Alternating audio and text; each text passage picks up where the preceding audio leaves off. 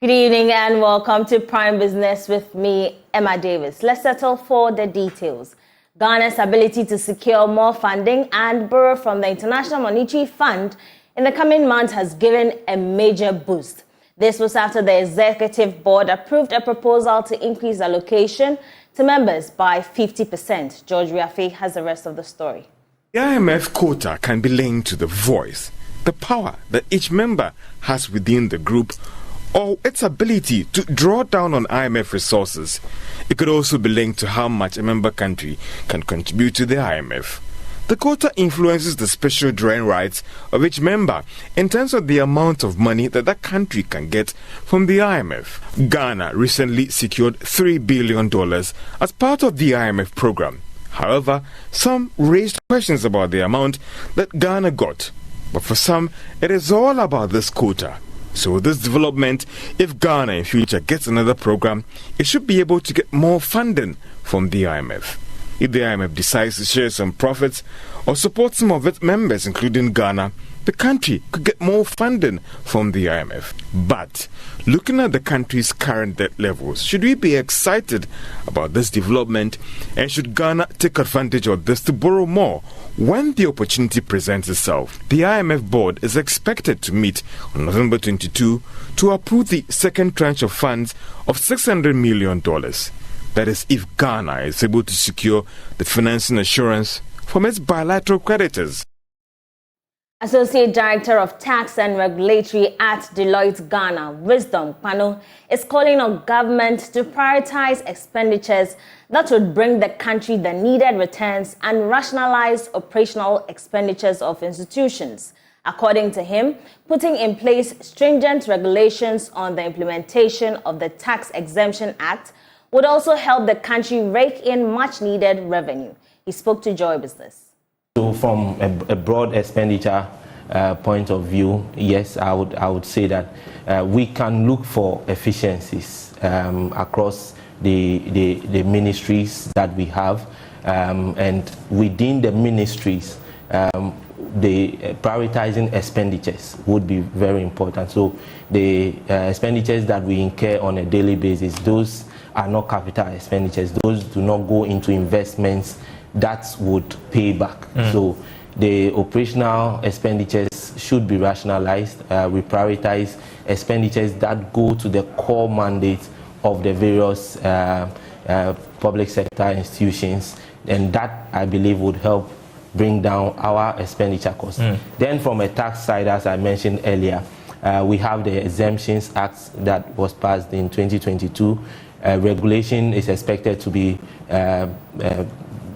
introduced that would help implement in full the Exemptions Act. That again would cut down on our tax expenditure side that robs governments of much needed revenue, increase the revenue that we are able to mobilize, and have incentives rationalized into sectors that really drive our economy, and not have incentives that people can come in for those incentives, take the benefits, but do not stay for the long haul to be in this country to drive employment, to drive investments and technology transfer. The Ghana Real Estate Developers Association is asking government to take steps to consider reviewing some of the taxes on imported materials in the upcoming 2024 budget. According to the group, the exorbitant taxes on these important materials is as a result of the high cost of building materials in the country, thereby affecting pricing in the sector. Speaking to Joy Business, Executive Secretary of GREDA, Samuel Amegaibo, appealed to government to take the bold step to reduce the taxes on imported materials. The prices are already high and feed costs are high, and you add these two costs and government takes a percentage of that cost. It means that government itself is also benefiting from these high prices. So maybe government can look at the taxes which is quick can be internally controlled. As for international markets going up, you can't do much. As for fees going high, you can't do much. But the taxes that we slap in addition to all this wahala we face in bringing this material, it's an area that government can look at. So that maybe instead of the percentage of the prices being tax components, they can look at it and put a very small marginal fixed rate on it, so that at least the burden is not as heavy as it is today. But if you are importing a material and the government has to pay 10% of that item, and let's say the item is 100, because the price has gone up from 100 to 150, and government is charging 10% of the 150, it means that government is also now taking 15 cedis. So why shouldn't government take up that price that we have paid because of international price and fixed cost, and maintain the old price at a fixed rate instead of a percentage component of the material that we are talking about?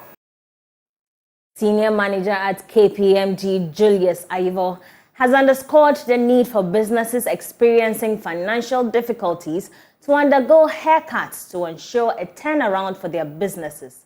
According to him, having a haircut would provide businesses with the opportunity to restructure their operations and focus on improving profitability.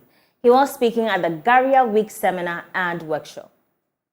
Ghana Association of Restructuring and Insolvency Advisors seminar and workshop focused on leveraging debt restructuring and turning crisis into opportunity and growth for businesses. Many businesses over the years have been negatively impacted by the COVID-19 pandemic and the Russian-Ukraine war. In an interview with Joy Business, senior manager at KPMG, Julius Ivo, said it is prudent for businesses faced with financial difficulties to undergo haircuts. The general principle is that to be a sustainable business, I'm looking at business both from a private and a government point of view. To be sustainable, your debt has to be at levels that you can pay as and when they mature.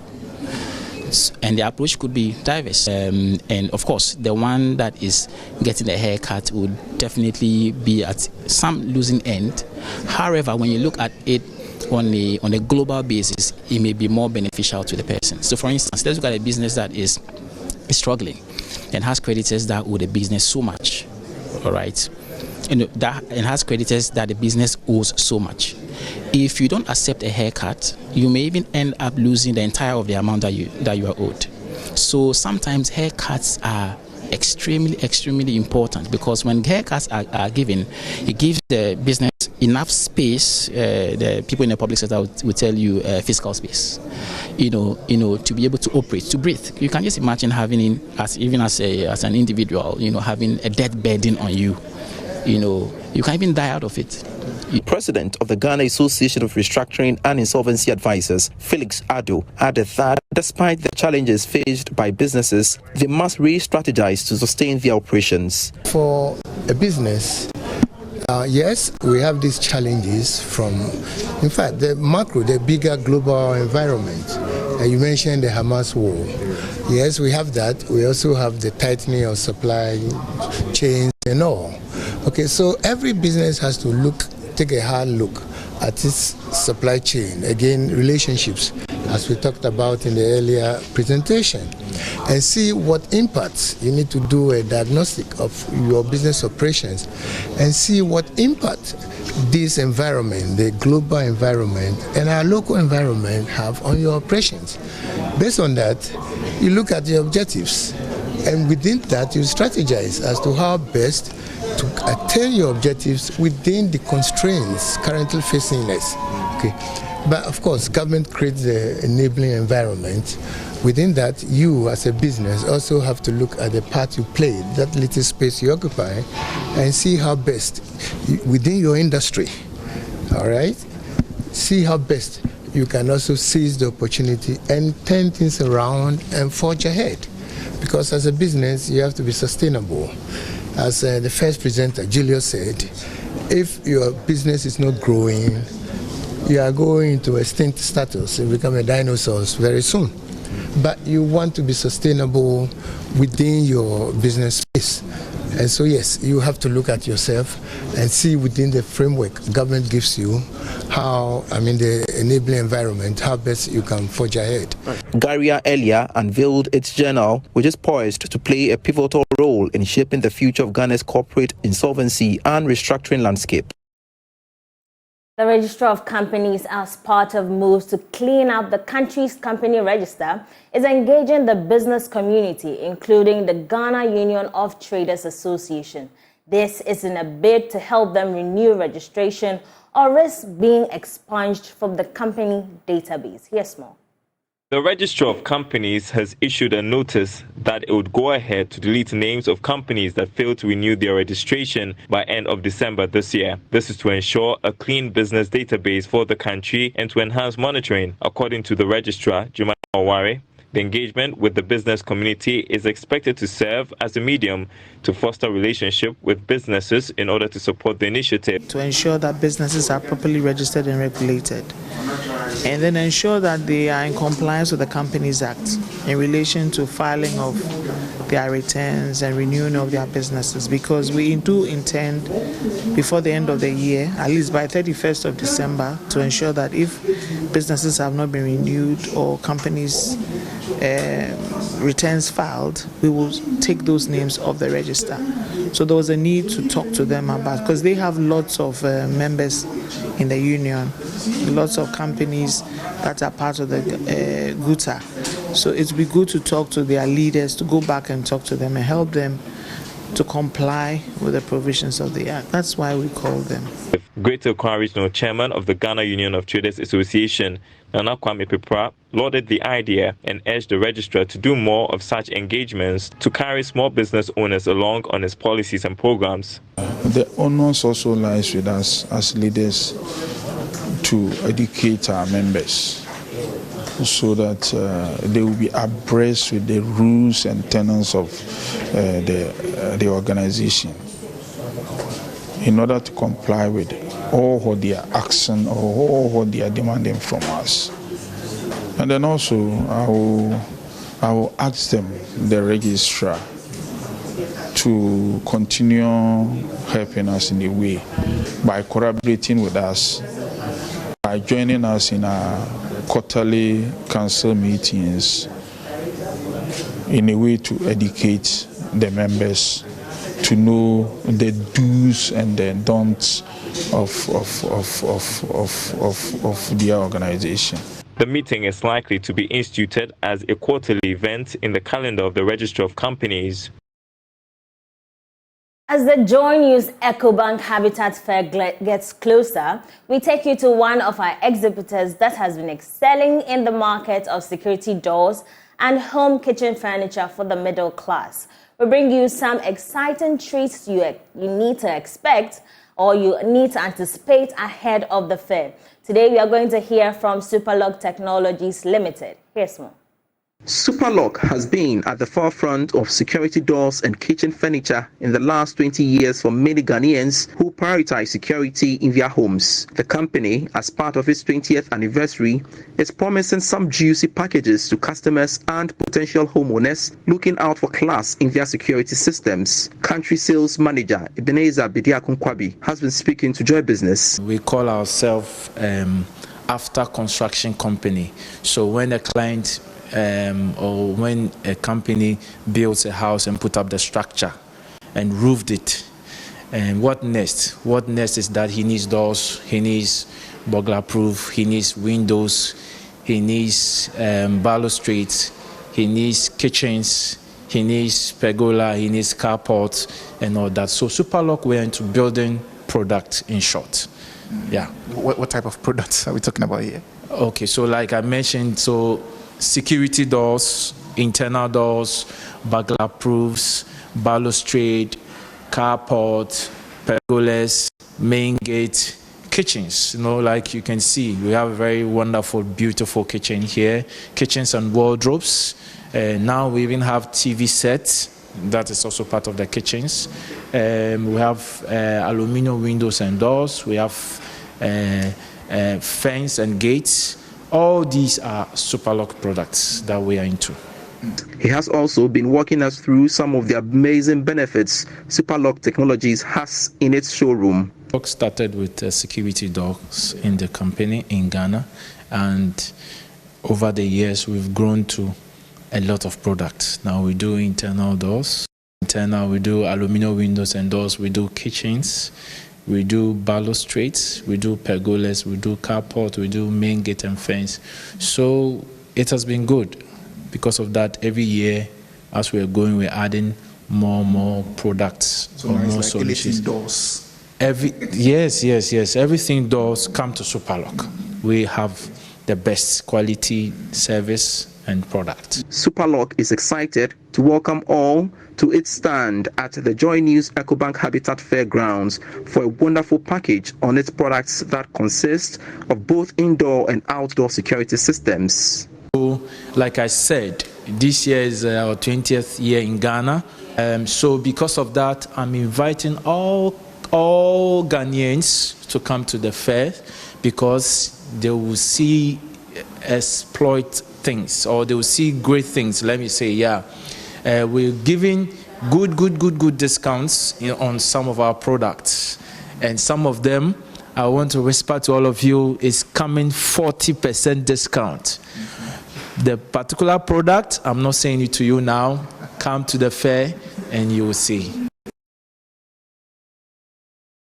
More exciting news as Premium Motors Limited, distributors of Renault and Hyundai, has launched a new salon car, the Renault Taliant. Speaking at the launch, Chief Executive Officer of Premium Motors Limited, Jihad Hijazi, explained why the Renault Taliant is unique and a must-have.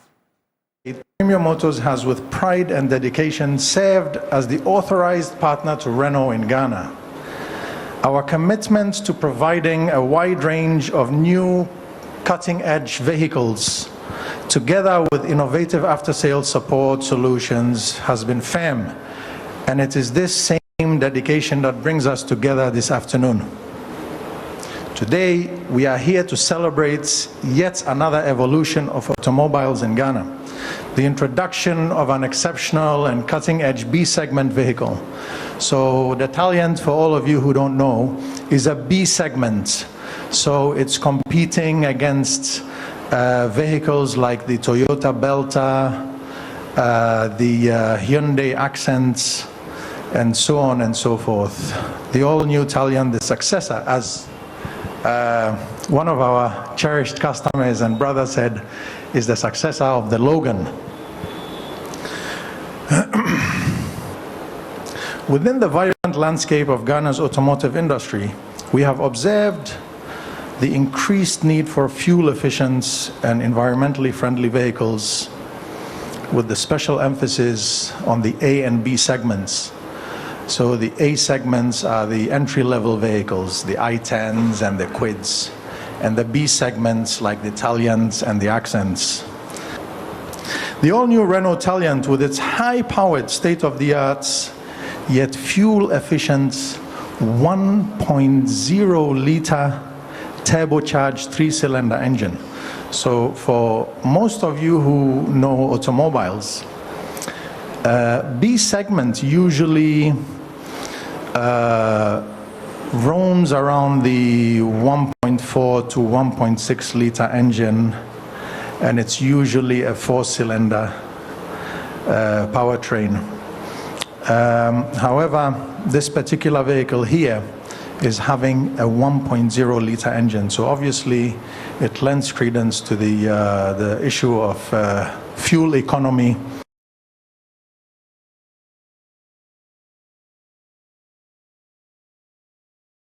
Amaja Oil Field, in conjunction with Amaja Tubular Services Limited, a joint venture between Tenaris and Amaja, has renovated Axim Road Key Primary School in the Sekondi Takoradi Metropolis, which had become a death trap for teaching and learning. Teachers and pupils of the school for more than a decade studied under frustrating conditions which did not support improved academic performance. Here's more. The Axim Road Key Primary School, since it was built, has not undergone any renovation work. The building has developed deep cracks in the walls, windows and doors falling off, and concrete floors developing into holes, among other challenges. Headmistress of the school, Rita Ajoabrenya, in an interview with Joy News, explains the demeaning condition under which studies were conducted. The old building was really affecting academic performance because when it rained, we could imagine 2 or 3 classes, which was enhanced, which was even giving us problem. But for now, every child sat in his or her own classroom comfortably within the rainy season, and there wasn't any problem. And the kids had no place to even go to nature school. But with this project, by God's grace, we've able to have enough space for that. Then we're not having drinking water or potable water on the campus. But because of this project, we have enough water.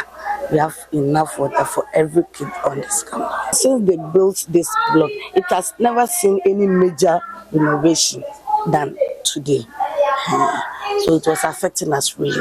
Thieves could come around and open the windows and doors easily because they were all spoiled.